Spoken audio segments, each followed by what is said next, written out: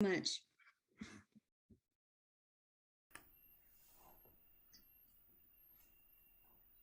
Ooh. All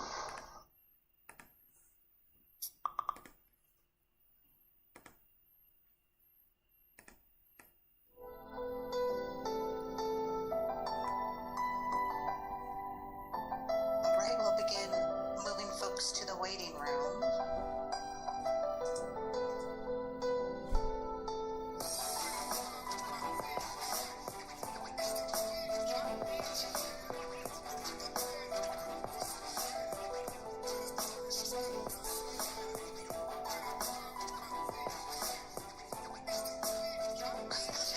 Some people are faster than me. I like click on it, they disappear. There we go. All right. There we go.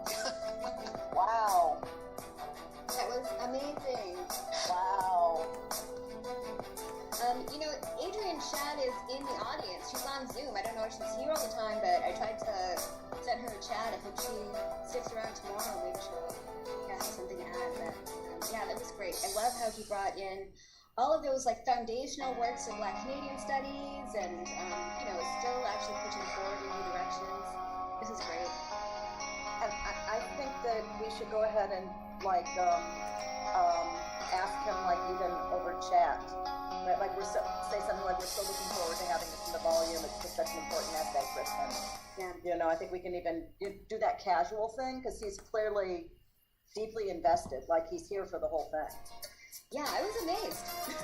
I'm amazed that he said yes. I'm amazed that he actually stuck around for the other panelists. So, and is referring to them and feeding them, and all the things. What a symposium, huh? In this album so far, there are only radio singles. There are no album-only tracks. No B-side yet. The poor can feel its power. It's getting closer. This is no time to cow. Everybody. Another one is Another one is needed. Another one is necessary. Can you see it? Another one is possible. Another one is needed. Another one is necessary. Can you see it? Hey everybody, across the world today, justice is calling for us to clear her way. She needs our voices. We need her cleansing hand, and we can do it. It's time to take a stand. Everybody. Another one is another world. Another one is necessary. Can you see it? Another world is possible. Another one is needed. Another one is necessary. Can you see it? Hey everybody, who fears oppressive powers, their time is coming.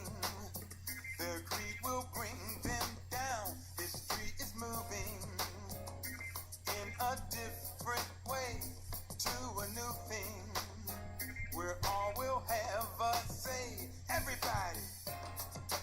Another one is possible. Another one is needed. Hey everybody. Yeah. Can you see it? Another one is possible. Another one is needed. Another one is necessary. Can you see it? Hey everybody, across the world today, say si se puede, and that means yes we can.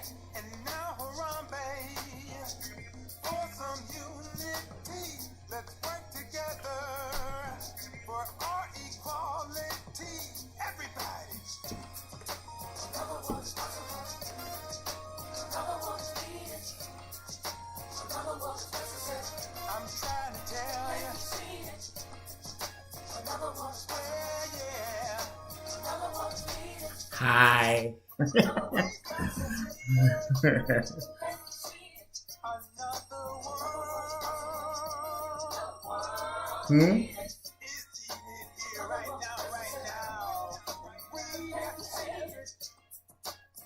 What?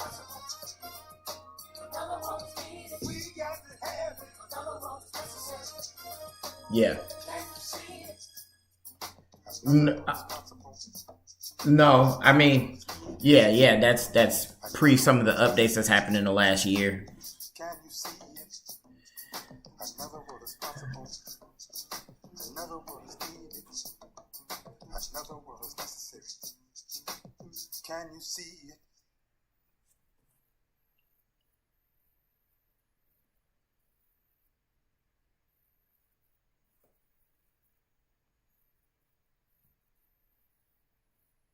Every voice,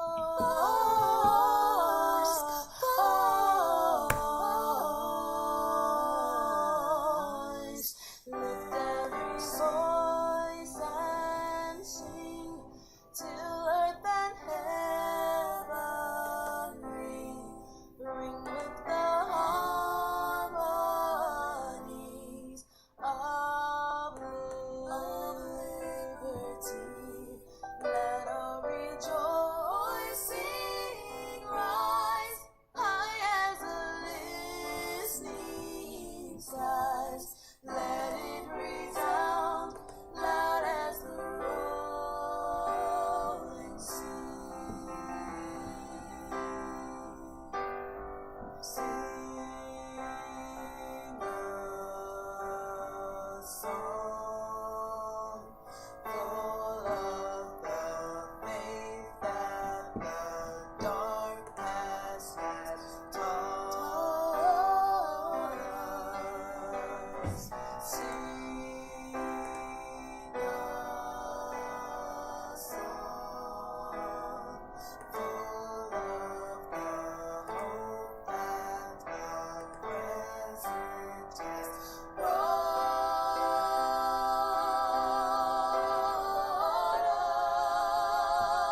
us. Facing the rising sun of a new day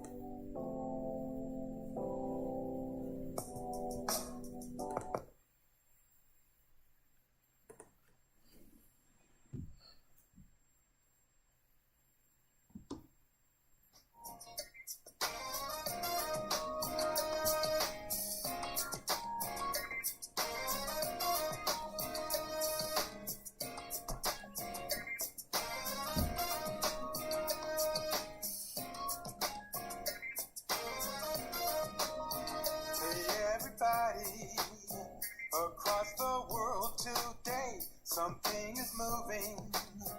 Please don't get in the way. It's lifting spirits.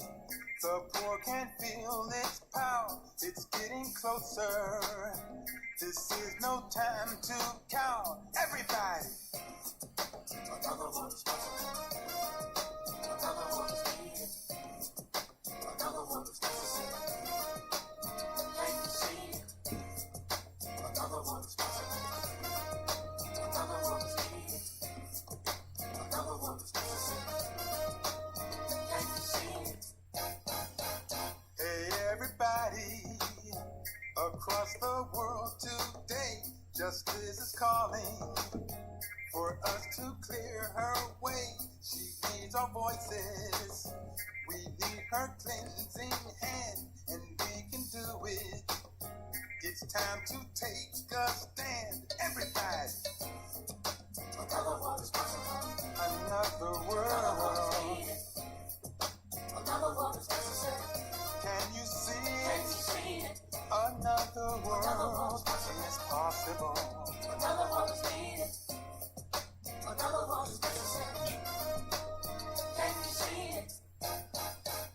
Hey, everybody who fears oppressive powers, their time is coming. Their greed will bring them down. History is moving in a different way to a new thing, where all will have a say. Everybody. Another one is possible. Another one is needed. Hey, everybody. Yeah. Can you see it? Another one is possible. Another one is needed. Another one is necessary. Can you see it? Hey, everybody across the world today, say sí se puede, and that means yes we can. And now Harambe, for some unity, let's work together for our equality. Everybody. Another one is possible. Another one is needed. Another one is necessary. I'm trying to tell you. Another one is yeah. Another one is needed. Another one is necessary. Can you see it? Another world is needed here right now. And we have to have it. Another one is possible. Another one is needed. We got to have it. Another one is necessary. Can you see it? Another world is possible. Another world is needed. Another world is necessary. Can you see it? Another world is possible. Another world is needed. Another world is necessary. Can you see it?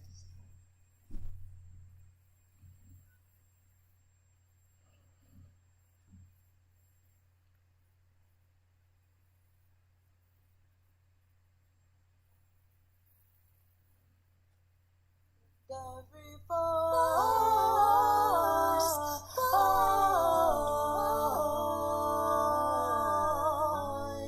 lift every voice and sing till earth and heaven ring with the harmony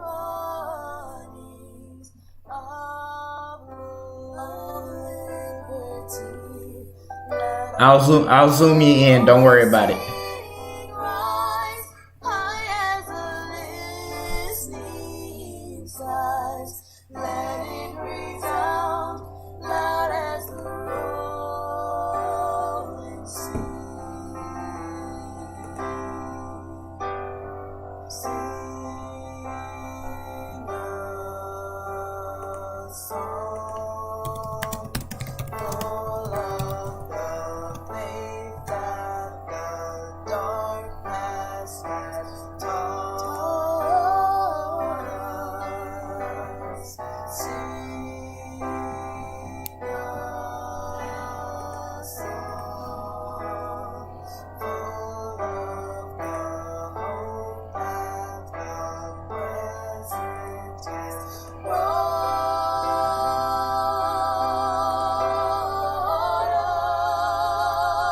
us. Facing the rising sun of our new day begun.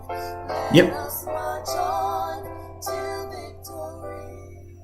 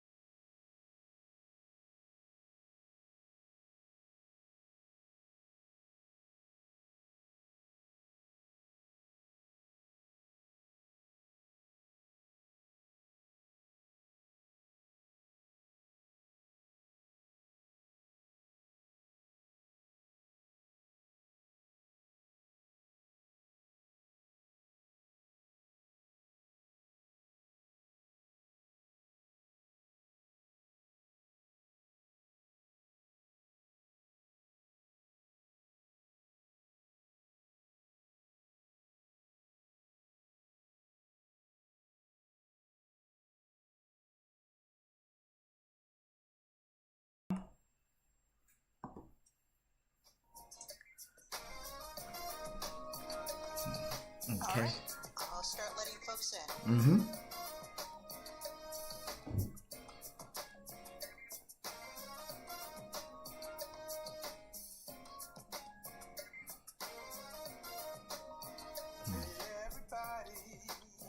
Across the world today, something is moving. Please don't get in the way. It's lifting spirits. The poor can feel its power. For everyone who doesn't know, Gabriel's partner has graciously allowed us to play his music royalty free, which is great because we can't afford music on our own. So.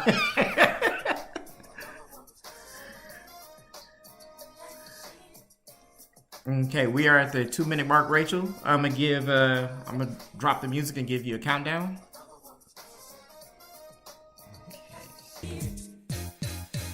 Hey everybody across the world.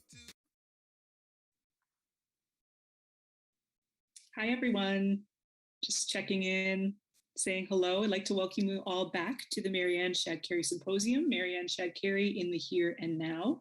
We're just about to start our second panel of the day, the afternoon panel, and I want to welcome you all back if you were able to join us for our fabulous first panel and our really enlightening keynote speech as well. So to those of you who are just joining us as well, my name is Rachel Fernandez, and I'm a PhD candidate at Queen's University, which is situated on the traditional territory of the Haudenosaunee and Anishinaabe peoples. And I'll just kind of get some housekeeping out of the way first by reading our code of conduct. Just a moment here. So the Dig Black Studios streaming events code of conduct that we've come up with is as follows. In accordance with the Center for Black Digital Research's principles, our code of conduct allows CBDR to create the best experience possible for all attendees. We are dedicated to providing a harassment-free environment for everyone, regardless of gender, gender identity and expression, age, sexual orientation, disability, physical appearance, body size, race, ethnicity, or religion, or lack thereof. We do not tolerate harassment of participants in any form. Sexual language and violent imagery is not appropriate during any aspect of this virtual event conference, including the talks, any workshops, parties, social media such as Twitter, or any other online media. All right, so with that out of the way, I'll just explain how our panel is going to work.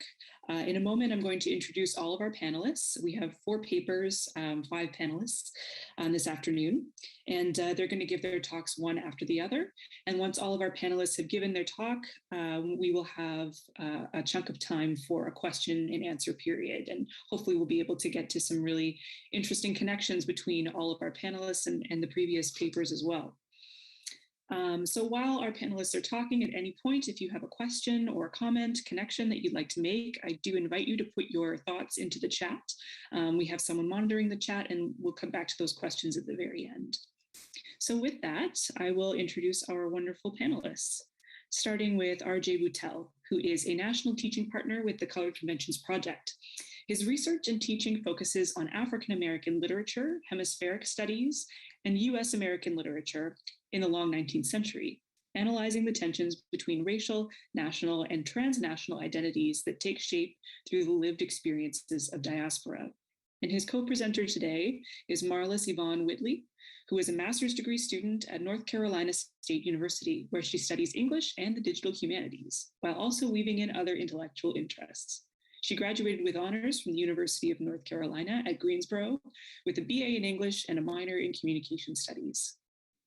Our second paper will be given by Eunice Toe, who is a second-year PhD student pursuing a dual title degree in English and African American and diaspora studies. Her research centers on the topographies of race and the inorganic or inanimate in 19th century American literature. Fascinating. She's specifically interested in Black ecologies, subterranean geologies, and post-humanism. Our next panelist is Demetra McBrayer. She studies 19th century American literature, focusing on women of color and the print culture and material cultures surrounding their lives, writings, and reception. This research seeks to recover and engage the roles these women play in long histories of intellectual theory. And finally, we'll have a paper from Lynette Overby, who is a professor of theater at the University of Delaware and artistic director of Sharing Our Legacy Dance Theater. She serves as co-editor of Dance, Current Selected Research, and was honored with the Lifetime Achievement Award from the National Dance Education Organization. So with that, I will hand things over to our first presenters, RJ and Marlis. Thank you.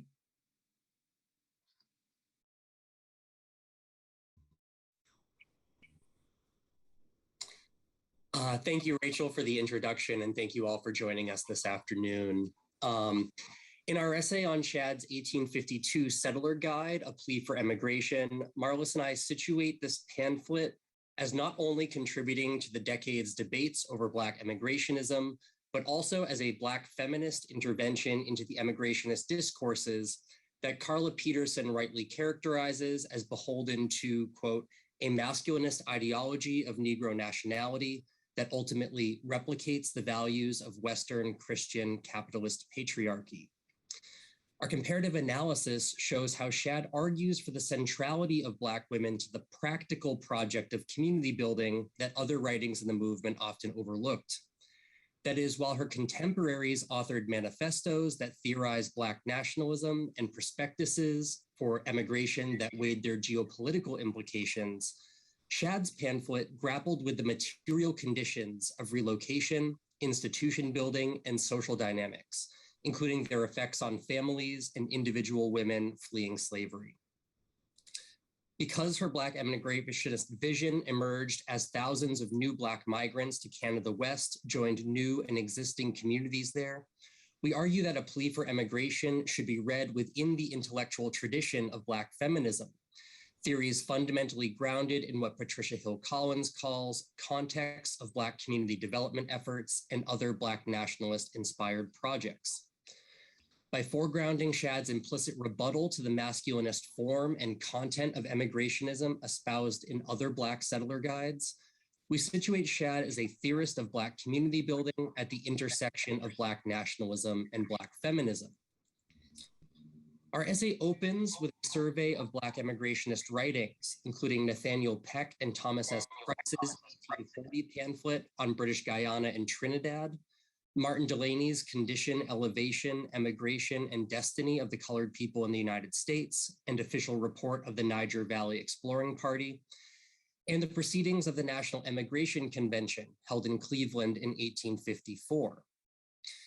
In our overview of these texts, we trace how their emphasis on geopolitics, economics, and defending the ideological project of emigrationism against its critics establish a masculinist discourse that, at best, overlooks women's contributions to the practical work of its settler colonial projects, and at worst, dismisses women's intellectual and material labors as unimportant to emigrationism. For example, Delaney's official report of the Niger Valley Exploring Party details the need for Christian missionaries and the promise of cultivating a thriving cotton market to compete with the US South, but relegates women's contributions to these moral and economic projects to the domestic sphere. Coloring and dyeing is carried on very generally, he writes, with every woman seeming to understand it as almost a domestic necessity. Not only does Delaney diminish the vital importance of dyed cloth to Yoruba religious and cultural ceremonies, including Adire, for which Abeokuta is famous, but in the very next section, he marvels at the manufactory of cotton cloth and the 157 looms in operation throughout the region, without mentioning that the weaving of cotton was almost exclusively performed by women.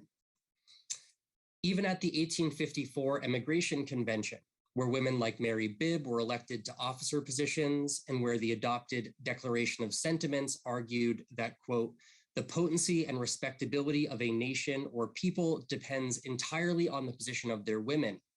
Therefore, it is essential to our elevation that the female portion of our children be instructed in all the arts and sciences pertaining to the highest civilization. This representation equated to neither power nor control over messaging for women delegates.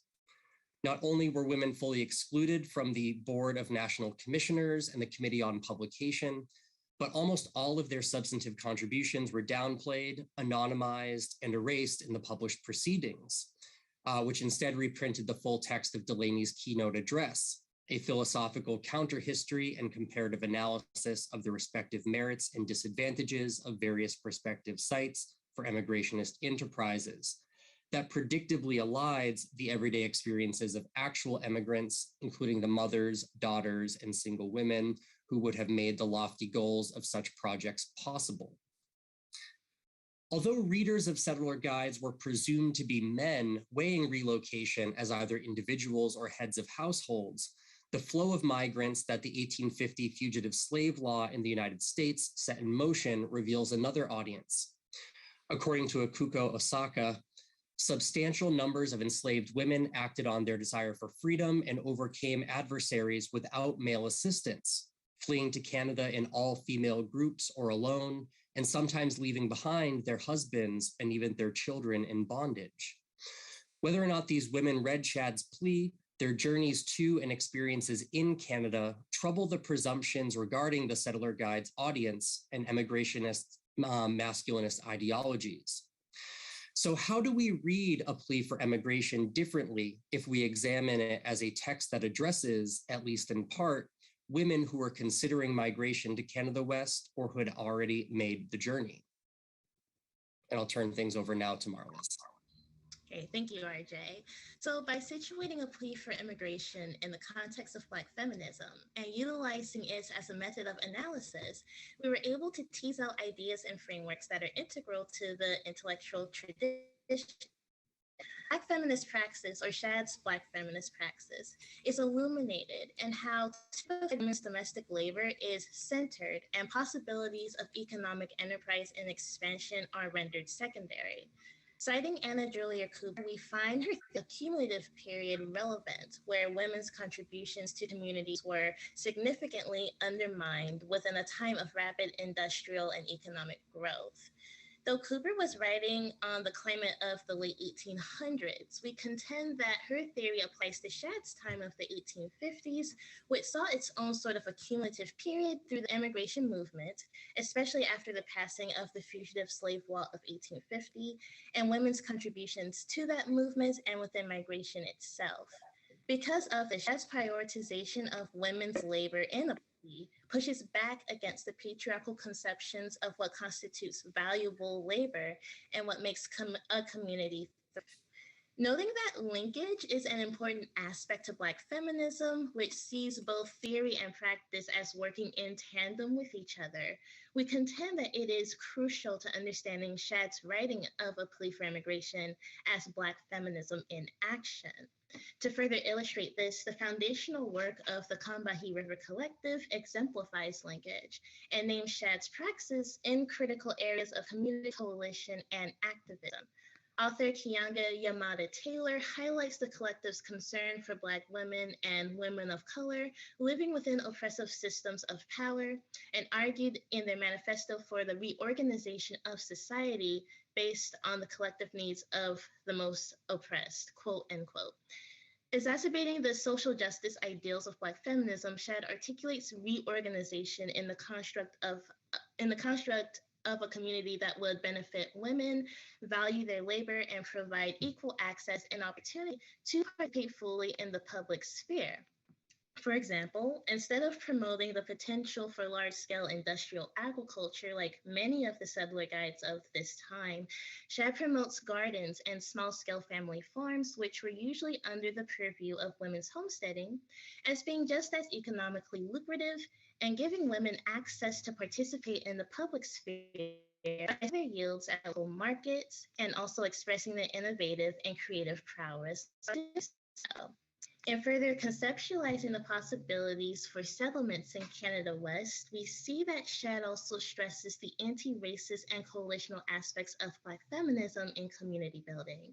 As we know, Shadd was a staunch anti-separatist, and she notes in a plea how current settlers in Canada West were perpetuating a, quote, tendency toward exclusiveness, end quote, as she termed it, in establishing Black spaces, primarily churches and schools if they could. Though we understand the reasons behind creating Black contact zones and safe spaces while living in structures of white supremacy, Shadd contends that doing so was an unnecessary means of survival in a country, in a place where all its citizens were free and was wasteful of the opportunity to reinvent relations. Looking to Toronto as a model, Shadd's ideas to foster better relations was, excuse me, fostering better relations through amplified religious lessons on loving one's neighbor and the golden rule, as well as integrated classrooms where both white and Black students had equal access to a thorough and robust education. In looking to Bernice Reagan Johnson and her theories on coalition as a method towards better interracial relations, RJ and I found that Shad is thinking about community and its amazing possibilities if reductive attitudes, behaviors, and mindsets on both sides were properly challenged.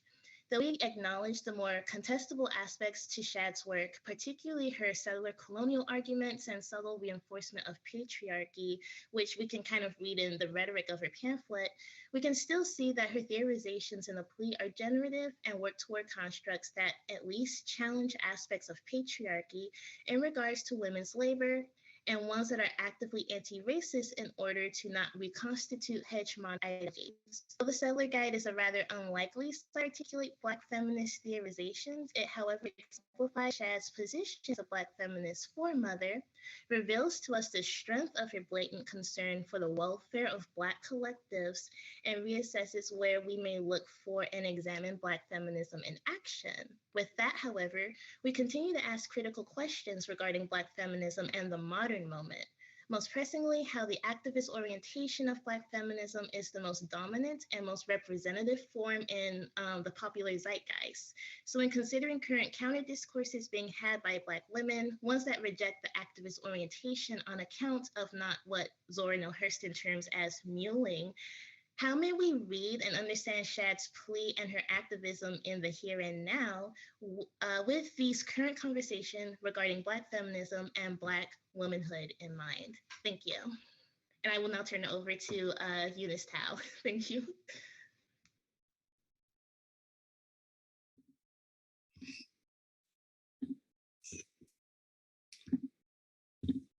Thank you. I hope you can see that.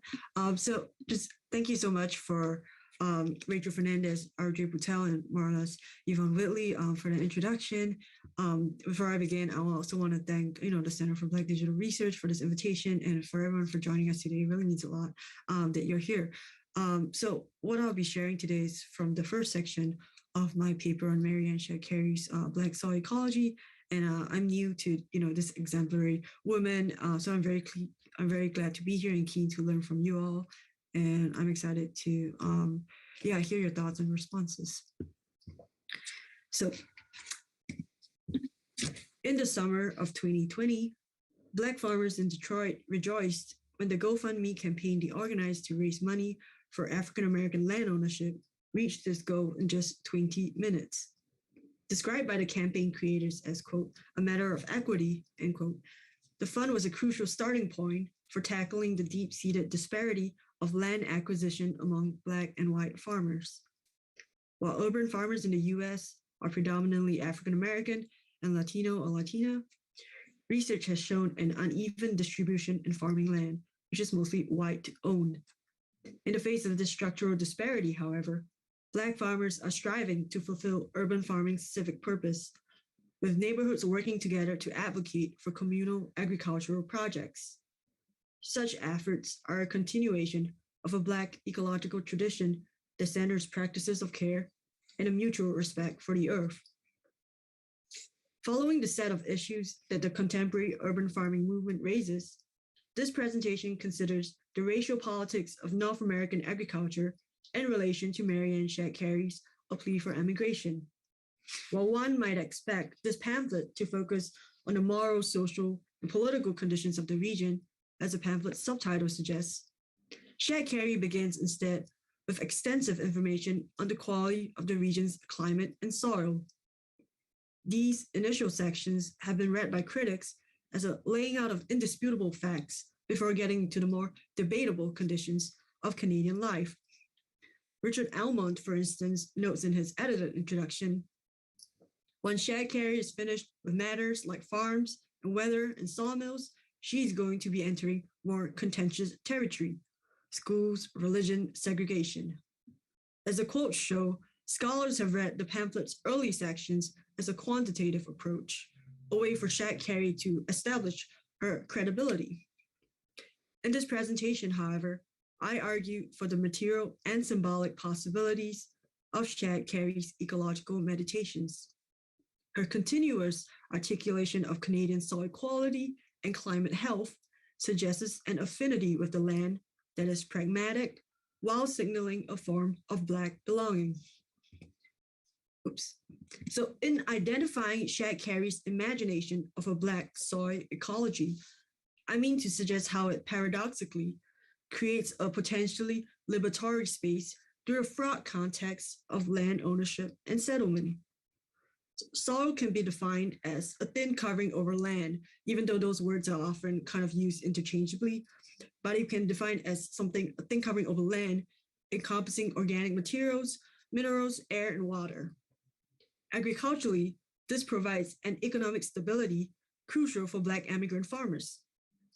Metaphorically, the organic nature of soil represents the potential for community and collaboration. Its dynamic and contingent properties does signal both a space of sustenance for Black immigrant communities and the possibility for alternate considerations of citizenship. And here I borrow from Black studies scholar Salamisha Tillett, who writes in her book Sides of Slavery, that the extra legal markers of citizenship entail the economic, which is the right to earn, and the civic, which is the right to recognition. So as Shadd Cary states in a plea, so far as Black people are interested in the subject of emigration to any country, their welfare is promoted by attention to the quality of soil. In demonstrating how soil is indicative of the social, moral, and political conditions of Canada, Shadd Cary's representation of the landscape allows her to enact an understated evaluation of a nation's character. So this word character is often used to denote mental or moral qualities, thereby making it a strange term to describe the non-human nature of soil. However, in describing the character of Canadian soil as rich, dark, heavy, and with depth, Shadd Cary subtly plants that word in readers' minds as she sets up her later argument for civic recognition in Canada.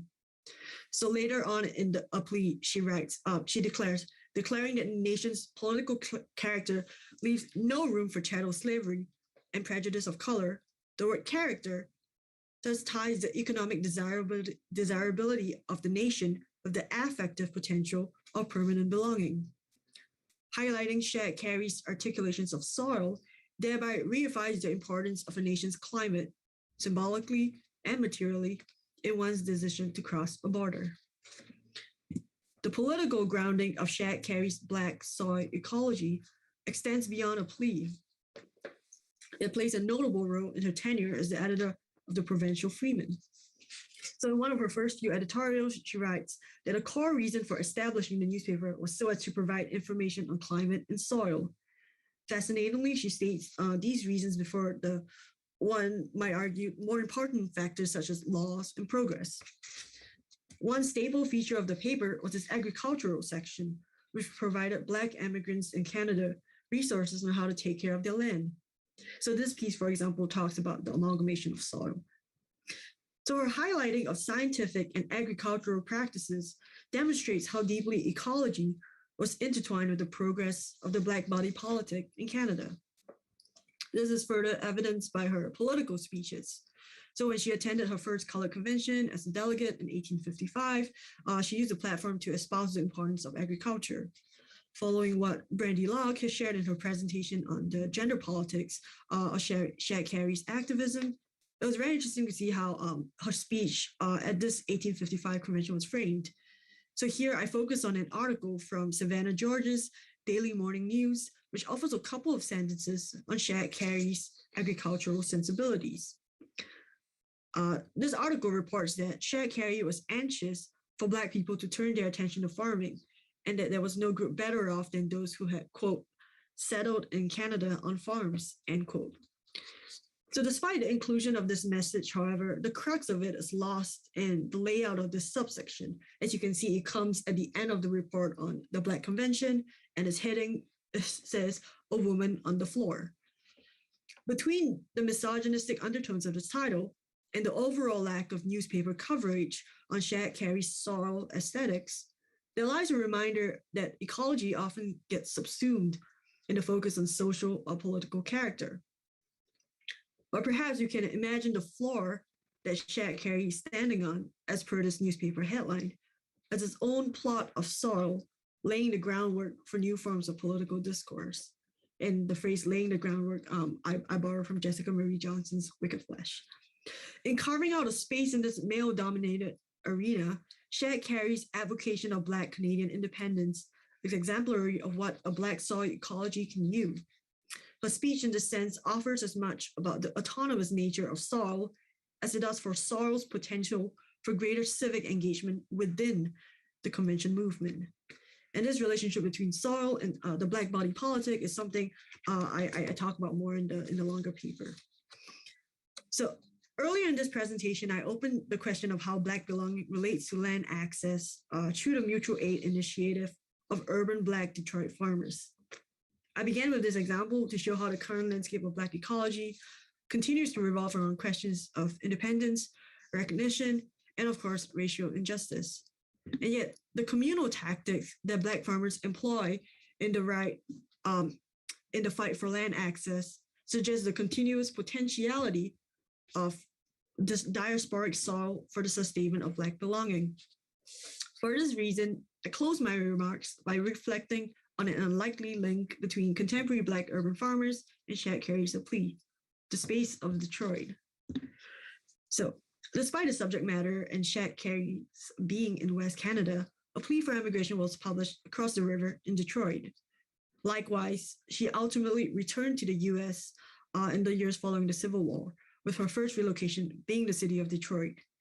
So how might this contextual knowledge situate our ultimate understanding of her soil ecology? Instead of viewing her mobility through the cartographic lenses of moving from nation to nation, what if we view Shadd Cary's travels and crossings through the lenses of soil? So while the land and national borders might be storied and static, American soil after the Civil War had been watered by tears and enriched by blood. And here I'm referencing one of Frederick Douglass's speeches. So it was not a returning or restoring of land that Shadd Cary started, but a recovering of land, and one that persists with the Black urban farmers of Detroit. So by focusing on that which is both rooted and porous, Shadd Cary's Black soil ecology allows for an understanding of Black belonging that ties dynamism with diaspora and Black being with the earth. Thank you. And now turning it over to Demetria P. McBrayer. Thank you, Eunice, and thank you, RJ, and Marlis, as well as Rachel, for your lovely introductions and preceding work. While my slides are getting pulled up. Thank you so much. My presentation is Mapping Marianne Shadd Cary Using Bibliographic Analysis to Recover Labor. I'm going to do a quick overview of what this project is, what it created, and then kind of what I learned from it. And you'll see persistent with all the other conversations that have been about borders and boundaries and Blackness, some connecting threads. So I'd like to start with the April 22nd, 1854 issue of the Provincial Freeman. Marianne Shadd Cary responds to written correspondence from a write-in by Benjamin, who wishes that her newspaper would remain small, select in its group of quote-unquote friends. Friends here signal a concern by Benjamin and other readers that the Freeman is becoming too international, that its interests lay abroad and specifically not with the Black community readers believe Shadd Cary or the newspaper serve. Shadd Cary, however, is quick to remind Benjamin and the others that those kinds of, quote, friends can hardly stand off any further than they do, end quote, from the newspaper. And indeed, Shadd Cary did not feel her newspaper was controlled by those she reprinted or with whom she corresponded. She believed, in fact, that her investment in this broad diasporic print culture was natural. She's tracking the interests of Black communities that she serves. She's following the news of the British Empire, of anti-Black laws and violence, and of revolutions, both domestic and international. Next slide, please. What this project argues then is that this participation within an international print culture is part of Shadd Cary's labor as the editor of the Freeman. that it's central to her Black feminist praxis, and that this labor is arguably immense. Editors do a significant amount of obscured work. They write pieces for the newspaper, engage their correspondents, and organize their newspaper's contents, to name just a few tasks. To do so, this project began by operating under the praxis of centering Shadd Cary's labor and create a descriptive bibliography that also included geographic locations, as I believe this was central into defining the scope of the Black community and influences Shadd Cary determined necessary. We can see that she envisioned an international Black community, and we can see from the generated maps the actual range of information she sought and shared. Like the work of Lynette Young Overby that will come next, this research shifts perspectives on the Freeman and Shadd Cary's activism, and also extends her editorial duties to encompass cartography, a fluid cartography. Shadd Cary's newspaper maps and remaps the world around her to show where Black life is safe or in danger, particularly as her newspaper guides self-emancipated persons northward to Canada. Next slide, please. It then behooves us to start at the beginning of this project and very quickly cover what a descriptive bibliography is. A great example actually to draw on for what this is for using Black text with descriptive bibliography, is the Black Bibliography Project run by Dr. Goldspeed, Dr. McGill, and their team of librarians and fellows who are too numerous to list, but nevertheless worthy of acknowledgement and space here. This project seeks to emulate their project's goals, exploring the possibilities and limitations of descriptive bibliography with Black texts. To do so, this bibliography set out to acknowledge and center Shadd Cary's labor and the community she envisioned and maintained, which made apparent how this worked within the geographic data embedded within the newspaper. It also became apparent that this descriptive bibliography was, in truth, a database of the Freeman during Shadd Cary's editorship. This data then offered a way of exploring her work and conceptualizations by specifically analyzing the geographic data available. Next slide. This database then logs the geographic locations of every contribution made to the newspaper during Marianne Shadd Cary's editorship as identifiable. One example is that anything that I could find to be attributed to Shadd Cary, whether through editorial labor, through explicit attribution, through, as Jim Casey has noted, her use of pseudonymous asterisks, as well as initialisms, all were tagged with the location of the newspaper at the time, since she remained geographically close to it. The compiled database then resulted in 10,977 pieces of data that represent 192 cities across 20 countries. And while these numbers are impressive, pure numbers don't convey the scope of that work within the Freeman. Next slide. With this in mind, I entered the data into digital visualization programs that were audience and reader friendly, which is a hard intersection to meet, to create maps that best display the reach of materials Shadd Cary sought and the frequency of their use as this illuminated repeated geographic areas of interest. This initial map of data points, where each dot represents that there's a contribution from that country within the Freeman throughout its run with Shadd Cary, offers a panoramic visual of that data, as contributions can range from China to the Dominican Republic, from Austria to Nicaragua. The contributions from these countries are not always many, but they are nonetheless necessary in acknowledging the expanse of Shadd Cary's diasporic influences, communities, and a vision of Blackness. Next slide, please. Looking at the frequency of contributions by cities, we can see how drawing our attention to these different locations, world events, and entanglements exemplify Shadd Cary and the Freeman's guiding ideology to document and to elevate Black life. For example, sharing information about the successes of and threats to Black life in Santo Domingo address the impulses of Black revolution and independence throughout the diaspora. They also offer models for future endeavors. These pieces also underscore a tension of burgeoning Black identity seeking equity, rights, citizenship, and prosperity acknowledgement while embedded in various intersecting colonialist systems. The newspaper's pages bulge with anti-slavery activism, and yet the next column details the horrors of American slavery.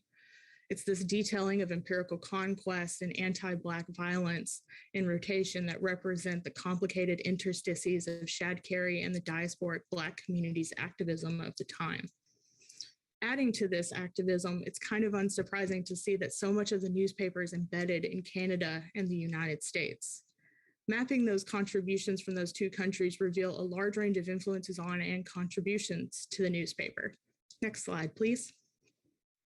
Somewhat unsurprisingly, many contributions come from the East Coast of the US, particularly from the areas surrounding Shadd Cary's birthplace. Large dots encompass Washington, Philadelphia, and areas leading up to New York. And we can also see the growth of a support network in Detroit, Chatham, and Toronto that draws forward in time to Shadd Cary once she emigrates to Canada and is producing the Freeman. These temporal overlaps underscore Shadd Cary's commitment to and investment into reaching a broad Black community, that she envisions her editorial labor not only in the maintenance of print network, but also in connections with communities. Despite Benjamin and other readers' concerns, the international contributions to the Freeman never quantifiably outweighed Shadd Cary's dedication to speaking to and with the Black communities of Canada and the United States. In fact, if we narrow in even further, we find that geography is actually a central concern of Shadd Cary and her newspaper, as Eunice was kind of alluding to. Postings from the Norfolk Herald and Richmond Dispatch detail efforts to and rewards for the recapturing of self-emancipated Black persons making their way northward. Shadd Cary engages these articles, condemning them, but they do serve a multivocal purpose. They tell those reading the Freeman, do not go here. They signal danger. They remap the world along lines of danger of safety. And to attest to the way that Shadd Cary participates in advertising safety, particularly in the temporal transience towards Canada, is through her reprinting of posts about agriculture, of market costs, of exchange rates for dollars, and of who she chooses to include as agent and correspondent within the newspaper itself. Looking back at the work of R.J. Boutelle and Marlis Whitley, it also speaks of how connections to land can speak to Black women's involvement in activism. But also I think of how this can also market as a means of survival, not reliant on white capitalism, but embedded within the Black community. Next slide, please. Excellent, thank you. As mentioned before, Shadd Cary maintains connections to Philadelphia. This specific data point largely represents her friendship with William Still, who contributes frequently to the newspaper early on, but becomes an agent and regular correspondent later. Still's connection to the Underground Railroad make interesting connections to how the Freeman operates, as Shadd Cary often notes the stories of and successful arrivals of families along what she just simply refers to as the UGRR, or the railroad, and other moments. It also speaks not only to her work in compiling and responding to correspondence, but also in maintaining these deep connections across vast distances. Shadd Cary's newspaper demonstrates her conceptualizations of the Black community as vast, and that the influences on this community are likewise vast. Yet her concerns remain largely geographically close, diligently attesting to how the United States shifts its boundaries through anti-Black violence. Shadd Cary marked for her Black readers looking for North Escape where they were safe or not, and telling them how to grow crops, buy land, exchange money, buy goods, get jobs. Shadd Cary helped them survive when they escaped. I think of Eunice Toe's work that we just heard of and how much ties to physical land are key to conversations of geography, of how Cary's remapping becomes an articulation of where Black lives are safe and where they belong. Looking then at this geographic data, I do find that we better understand the scope of Shadd Cary's editorial labor. Her work consisted both of the physical of compiling those 10,977 pieces for the newspaper, and also of the labor that is typical of Black culture and Black activism, that networks of print signal networks of community. Lastly, her labor attests to a growing concern with the United States' ever-changing geography, of how those fleeting northward from an increasingly violent anti-Black and white supremacist nation needed guidance, much in the same way that Victor Hugo Green would do with the Green Book in later years and Black Twitter during activism of BLM. Shadd Cary dreamed broadly of Black life and its possibilities, but she understood that the world continually shifted its boundaries and geographies under the feet of Black Americans. Her newspaper worked to show the macro and micro scale influences on the Black community in the hopes that just one more person would make it and thrive despite. And that's all I have. So thank you very much. And I will turn it over to Dr. Lynette Young Overby. Thank you.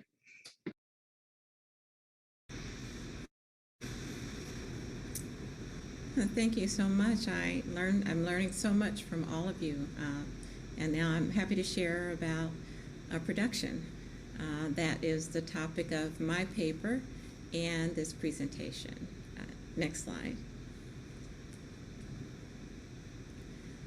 Yeah, so again, we looked at Mary Ann Shadd Cary's life as a multidisciplinary group who intended to create a production based on various aspects of her life, as you can see listed here. We transformed her life through theater, through dance, through poetry, through music. Her birth and life in Delaware, her move to Pennsylvania, becoming an editor, and her life as a suffragette. Next slide, please. So to move from research to performance, we are indebted to our Gabrielle Foreman, who helped us and provided us with information on the color conventions, with also books, videos, also Brandy Locke, who worked with her and provided the group with information. Our multidisciplinary group included artists, poets, choreographers, composers, and performers. After it was created, we had performances in Delaware, Alabama, Texas, Belize, and then virtual. And some of the outcomes are data from the event and artist statements, and that's what I'm going to share with you today. Next slide. These are some photos from the production. You see games, and this was developed based on games that were played in Wilmington when she was a child. And then, you know, the reasons for her move to Pennsylvania, which was no schools for African American girls. We looked at the Fugitive Slave Act and created a piece that had a statement about this was a bloodhound law. So using information from that time and creating that piece. Oh, Canada had her move to Canada. She had to go through several issues, problems with becoming the editor, and we displayed that through that piece. And We as Women was about her work as a suffragette. Next slide, please. This was the cover of our program for our first performance, one of our first performances in Delaware. Next slide. So as I said, I'm going to share with you from the paper some of the impact of the production on audience members as well as on some of the artists. Next slide. These were our research questions. What knowledge did the audience members gain about Mary Ann Shadd Cary's life? And what knowledge did the audience members gain about the ability of the arts to inform and provoke critical discourse about African American history? Next slide. So we were able to gather information from audience members. We had 222 audience members who completed a survey immediately following performances in Delaware, Texas, and Belize. Two groups, we were able to see that we had over 110 high school students and 112 adults completed the survey. Next slide. So these are some of the things we learned. So the knowledge gained about Mary Ann Shadd Cary from the production. How much did audience gain? And we had a scale from 1 to 5 where the audience members had to circle what they knew before and what they learned. So on the average of 1 to 5, 1.6 before, and then average of 5 going after the performance. So they appear to have learned quite a bit. Next slide, please.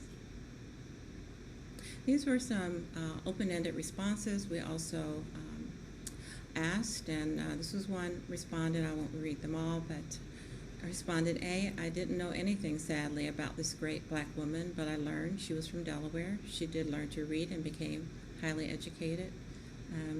And, you know, these were the kind of statements we received, you know, over and over again.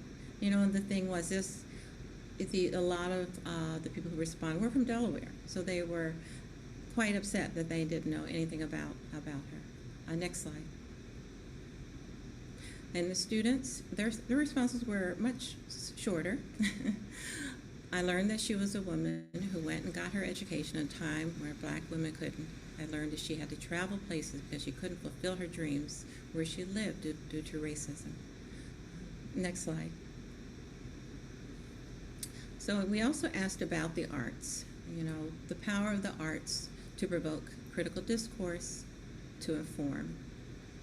Again, we used a scale, and the average response, I believe the arts are a useful tool in bringing history to life, 4.52. Next slide. And then we also had an open-ended question. Using dance to express powerful themes in the time of slavery and oppression and suffrage issues is an ineffable form of art. Dance expresses art that words cannot express by embodying the personal and social challenges that she faced. Next slide. These were some students. I like how the story was put in a different form other than talking, and I like how emotions were expressed through dance. Next slide. So I also asked the artists who created the poetry, the music, the choreography. I included some of their responses. Okay, next slide. So this is from Teresa M. And she created a piece about Marianne Shadd Cary moving to Pennsylvania, learning, getting an education, and then passing that on to younger people. And, you know, I'll just read a little bit. This was the hardest part, deciding what is the best way to get this message across. And she used a prop. The Black Book became a focal point. I selected the dancers to represent a teacher and student relationship. Her piece was Becoming. Next slide. And then Ralph Russell, our composer, he composed all of the music for the piece. We had 11 pieces, and he mentioned that he learned quite a bit because, again, all of the artists and scholars and performers had to do reading, research before creating the pieces. Next. Another choreographer. So this was about the fugitive slave law and how she took improvisation from the dancers and their feelings about the issue and created a dance about that. Next slide. And our poet created a poem called Torchbearer. I pass the torch and let it spread, let it leap to the masses, because education, reading, and staying informed is walking toward freedom. See the light. Next slide. And this is where she reflected on that. I came up with the imagery of fire, a light leading us through darkness. Next slide. The last piece was called This Is Our Legacy. And in this piece, the dancers walked across the stage with photos of contemporary women who were making a difference. And the poet talked about wanting to leave that with everyone, that this is our legacy, to build on the legacy of Marianne Shadd Cary. Next. Our extensions include, next slide, oral history projects, educational, preservation materials, and public presentations. Next slide. This is one we actually gave during a webinar on Shadd's daughter's oral history project. Next. And then these are some resources that are available for anyone who wants to view the works. And that concludes my presentation. Thank you very much.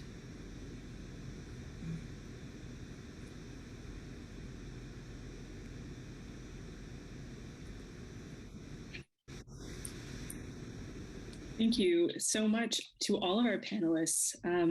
Those were incredible papers, and I'm starting to think through the connections between all of them in different ways. And I'm so pleased that we got to hear from Dr. Overby at the end to kind of make the connection between the work, the sort of scholarly work and artistic work, and how one informs the other and vice versa. And I think that's so valuable. As folks put their thoughts into the chat and ask their questions into the chat, I'd like to ask the panelists and sort of turn it over to them if they have any thoughts about how their work is intersecting. So I'll open it up to them for a moment.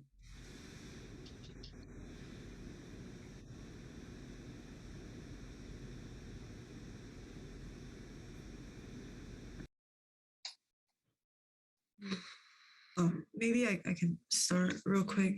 Thank you, fellow panelists. So I think there's definitely a lot of intersections and like kind of points of contact between our work. So just with R.J. Boutel's and Marla Whitley's work, I was wondering, and I read your longer paper and the kind of the presence and Marla's section talks about the homesteads and the garden. So what kind of if you see any intersections between like Black feminism and like Black ecologies, the idea of like roots and kind of like plotting those gardens which you talk about, and how the community like forms out of a specific kind of patch. So that would be a really quick question for you. And for Demetra McBrayer, I was fascinated by your focus on labor and taking it in like a different direction than I would think about labor when I hear the word. I was wondering if you see something ecological in the way you are envisioning the like print networks of Mary and Shadd Cary in terms of like the way it like the way it like focuses on like geography, for instance, or the way that it stems from a really like material background, and now you're doing all this work in like the digital sphere. So I was wondering if you see any kind of, I guess, like part of like ecology like playing a role in that kind of research. Yeah. Ooh, there's a lot to jump in on. Definitely. If I can. Oh, sorry. Are we going? No, go ahead. Yeah. I was saying, go ahead. Okay, if I could I'm just gonna quickly put it. So really, Eunice, and thank you for your paper. Your question is perfect because honestly, when in the research of doing this paper, I didn't think too much about that. I think I only read one source, which was a paper by Tiffany Lethabo King, and I'm blanking on it right now. I apologize. But when you began to speak and in engaging with your work, I feel like Black feminism and those critical ecologies really intersect in terms of theory. At least that's how I'm understanding it. And how gardens is a site where we can see that formulating and happening. I know we didn't really get to talk about it in our presentation, but we do think through Alice Walker's essay in search of our mother's gardens, in where she talks about how in living in structures of power, how Black women's creative and innovative prowess have always been pushed to the margins and suppressed because of that being undervalued and being at the intersection of gender and race. And so because Black women are just amazing at like climbing over fences and like getting to that like really like dirty patch of land and turning it into an amazing garden. I don't know why I brought that analogy in here.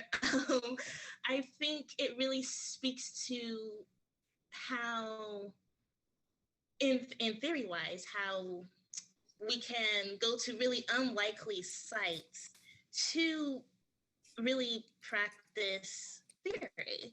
I'm sorry if that's not as articulate as I would like it to be, but yeah, I really, really, really read your work in conversation with our work in that regard. So thank you so much for that question. And RJ, if you have anything to add on to that or to even push back or speak, with that, please go right ahead. Yeah, I mean, just to build quickly on what Marlis was saying, what I really appreciated about your project, Eunice, was the way you're thinking about soil as something that can transcend borders and sort of very literally moves across borders. And so much of what Shad is trying to do in A Plea for Emigration is make this case that the climate and soil in Canada West can actually sustain the sort of growth and sustain Black communities and actually allow Black communities to survive. But she's also thinking about survival and entrepreneurship. And she's talking about how the soil affords just this incredible variety of horticultural products in addition to agricultural products. So she's not really thinking about staple crops so much as the kinds of fruits and vegetables that can be grown in family gardens, but also thinking about how the products of those gardens can be sold not only in markets in Toronto, but also across the border in Detroit and in markets kind of throughout the Great Lakes corridor.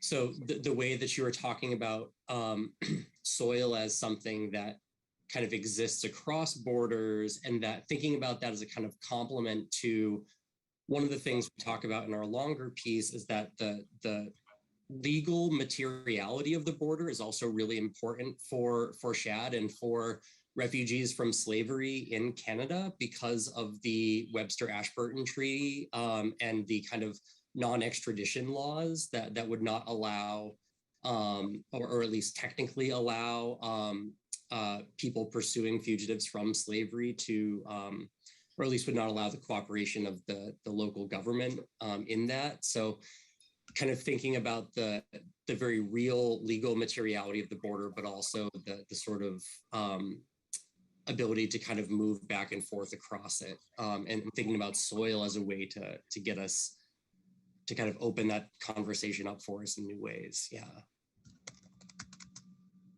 Yeah, I'm really glad you brought this up because one, Eunice, you brought like a brilliant, unique perspective that I just find really interesting, especially in considering how much literally soil is tied up in American nationalism, like being on American soil as a big phrase, and how that's loaded and impacted.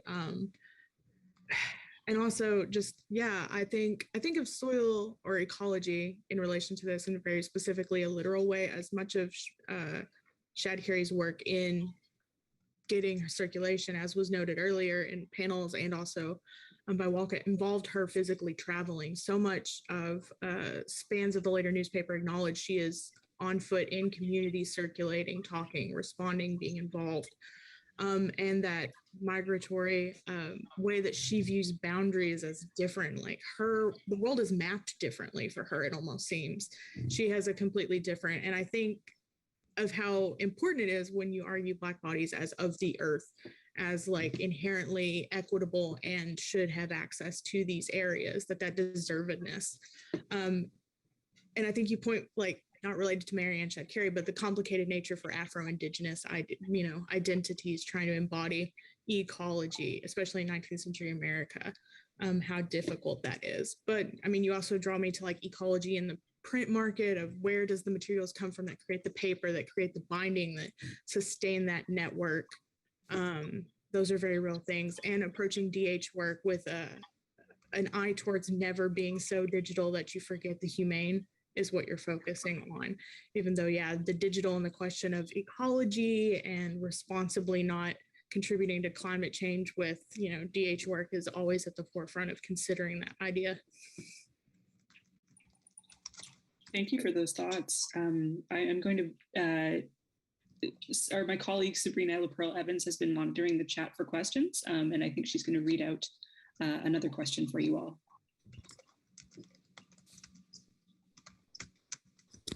All right, thanks for muting me. I was like, oh, I'm trying to press it. So our first question comes from Jiwon Wu, who says, like, thank you for the brilliant papers. The first three papers so beautifully revolve around Black land ownership, ecology, and geography for Black community, which are sharply different from conventional concepts like settler colonialism, a manifest destiny, and white land ownership for rigged individuals. Could you tell more about what might be Shadd Cary's definition of land as both matter and metaphor in terms of Black feminism? So, new panelists.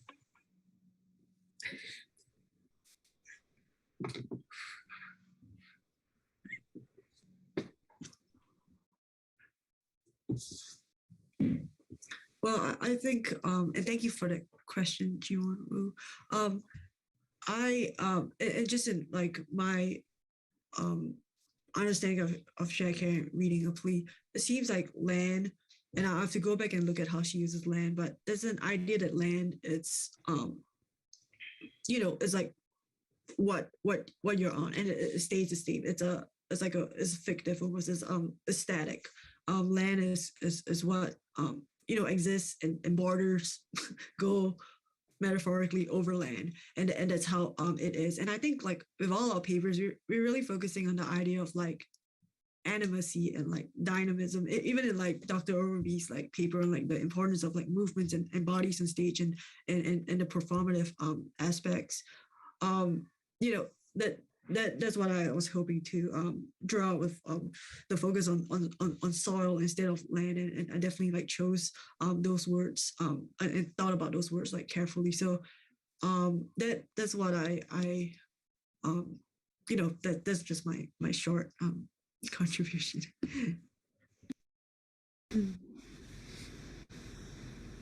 I think one of the interesting things about the way that, so Shad is definitely joining a lot of other Black immigrationists talking about Canada in terms of talking about kind of buying up these parcels of land that the British government is making available, and how land ownership and access to property were available to Black folks in Canada in a way that they weren't necessarily in the United States. But also, I'm thinking in particular of what I think is very important to Shad, what you could do with the land, and what the land sort of enabled, and whether that is for Black men in Canada, land ownership was a means to the franchise, and the ability to vote in Canada.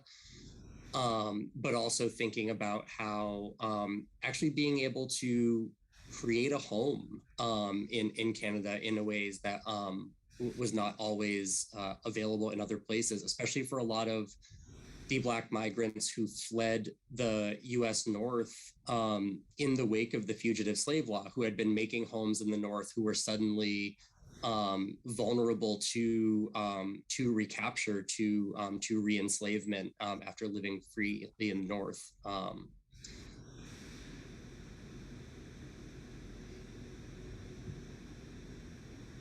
Yeah, I don't know that I have too much more eloquently to add to these really brilliant answers for really wonderful questions. But yeah, I definitely feel like Shadd Cary's definition of land is one that centers the right to a home, to access, to community, and to potential that is so frequently denied everywhere else.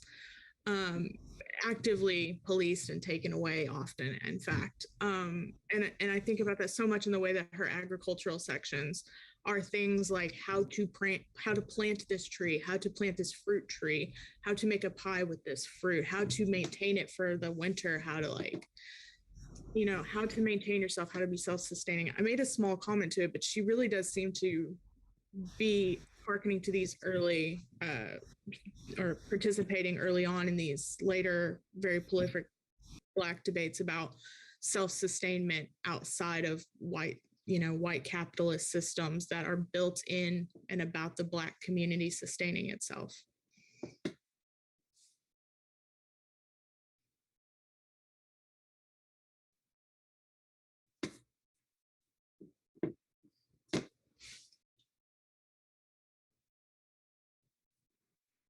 I don't want to rehearse it, but I do want to point Dr. Overby, if she has not been following it, to this whole conversation in the chat about mobility and performance, and the ways in which Marianne Shadd Cary's work as someone who is involved in constant movement, at the possibility of conceptualizing and theorizing that through the dance work and conceptual work that is being done by showing her life in movement, right, in mobility, and through performance, right, in ways that haven't actually entered the conversation as much. So there's this I don't know if you were reading along, but there's this whole conversation in the chat over here that is adjacent, as often happens in Zoom spaces. So I didn't want to bring it into the room because we're going over time, but I did want to mention. Yeah, well, thank you. I said I felt a little bit like a fish out of water here because of the performance aspects, but I can definitely see lots of connections, including the boundary. There's so many things that I can see through movement. Anyway, so thank you. You've given me more ideas to embody.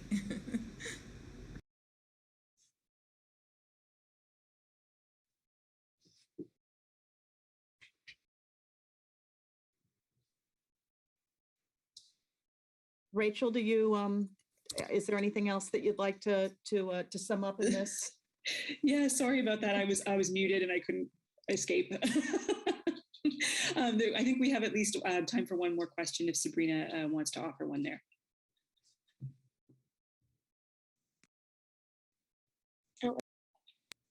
Oh, thank you. Sorry. So the second question we have in the chat, and I think the last one, is from Kirsten Lee, who again thanks you all for your presentations, and says, I would love to hear more about how you see something like inheritance as a framework for understanding the impacts and afterlives of Shadd Cary's labor, in particular pedagogical, editorial, and perhaps probably agricultural. They're also coming to this question as a third generation Detroiter, considering the precarious inheritance of land there for many Black residents. So whoever wants to speak to that, and I won't mute myself in case I get stuck again. Thank you, Sabrina.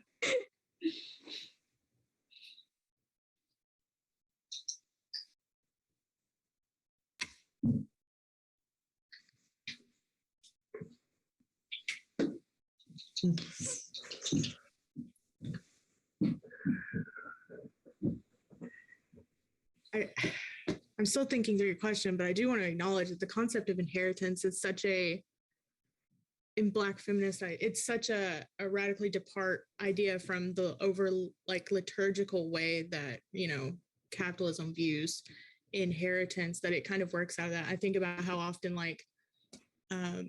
the passing on of the scrapbook is an inheritance of a history but I also think about how radically inheritance in Black families and communities can be more celebratory than I think white supremacist culture likes to acknowledge or also engender and celebrate.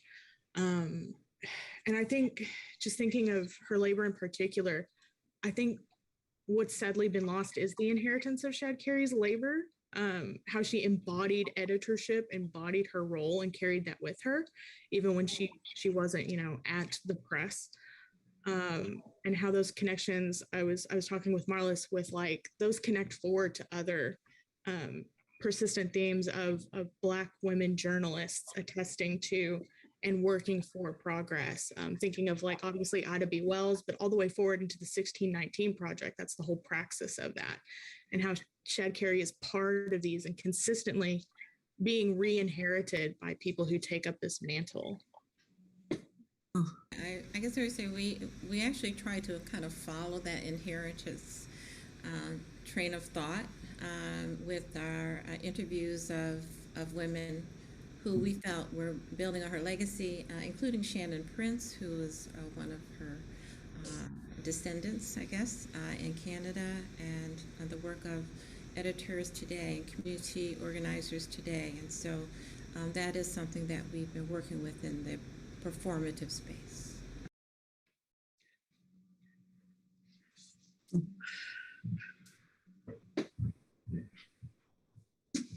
If no one else has anything to add, I'll give you a moment. Oh, may I add one thing? I'm sorry. Of course. I was thinking really hard about this as well. In terms of, I think inheritance in this regard, and really looking at the trends across our longer papers, idea that I was picking up on was reconstruction. And I feel like somebody said this earlier in the chat or in the other panel, so I apologize if I'm not giving due credit, but in Black feminism, the more broad genealogy or tradition of it, the idea of Reconstruction. Yes, somebody brought up Helen Washington and her analytics for recovering and reconstructing histories of Black women's intellectual and activist labor. And so I feel like inheritance in that regard is an ongoing thing where even today now, like with Shadd Cary, we are, even though our information on her is still rather limited, into looking to unlikely sites such as the pamphlet, such as reconstructing the story through art and theater, such as bibliography, is in a way we are inheriting that aspect of the tradition and continuing that on, especially in like not only the Academy, but in American history more broadly, to make sure these stories are told. And I feel like that is a very important aspect to inheritance. So thank you for that question. That was just so great. I was here like, yeah, that's amazing. Thank you, Marlis. And on that note, I will close this panel and thank all of our panelists again this afternoon for such energizing and important and innovative work. So thank you all. And thanks for all of you who have been chatting and listening and watching. And those of you who are descendants of Marianne Shadd Cary, it's really an honor to have you with us today. So with this, I will pass things on to Dr. Foreman, who is closing today out. We will not keep people long, but we wanted to thank you for the honor of this gathering. Again, we think the first on Marianne Shadd Cary, and certainly the first edited collection that will emerge from it. We want to thank people for the synergy, for the evocative questions in space that come out of our thinking together, our thinking collectively. We want to thank our keynote speaker, our participants, everyone in the audience, those whose work is adjacent to this. We also want to think through the ways in which Dr. Walcott talked about historians, right? That the ways in which historians are the foundation, the soil in some ways out of which his conceptualization and theorizing emerges and grows, to open that up and talk about the ways in which archives, archivists, papers, memory also allow us, in the language of Michelle Rolfe-Trouillot, to get to the various histories and historiographies that are contested, complicated, present, and also absent, that are ghosting, right? To pick up on Dr. Walcott's comments. As we get ready for tomorrow's panel at 10 a.m., Activating Archives and Anniversaries, as we also start to think about what it means, again, going back to Trouillot, to think about anniversaries as places of production of memory, as places of production of scholarship, and the opportunity of the 200th anniversary and the work that's already being done in preparation for that, as we get to 2023. So we'll have a chance to hear about the archivists or from the archivists tomorrow at 10, who are in the process of creating sort of living documents and documents that are themselves moving, right, from one place to another. We can think about the circuits and communities as we move from physical archives to digital ones as well, and think about audience materiality and soil, literally the materiality of who has access, right, to the digital, through the kinds of questions of what materials are used in order for people to be able to access the digital, and what's behind payrolls, right? The kind of question of capitalism and circuits as well. So we'll be able to think through some of that together at 10 a.m. tomorrow, and that will be followed at 12 by a keynote by Martha Jones. So we're delighted to have these two keynotes, Dr. Walcott and Dr. Jones, honoring us in this, and we hope the volume as well as in the symposium. And then we'll have an opportunity to think together collectively about our own planning.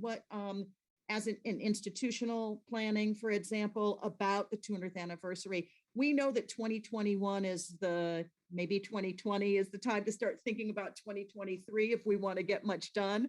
And so we'll have an opportunity to think a little bit together, plan a little bit together, and very much like the conventions and like Black feminist organizing writ large and Black organizing writ large, to be able to bring this back to our own institutions, right? That in some ways we'll be functioning as delegates thinking and bringing that back to our own institutions to seed different kinds of planning for 2023. We want to thank the production team for all the seamless work that is being done today.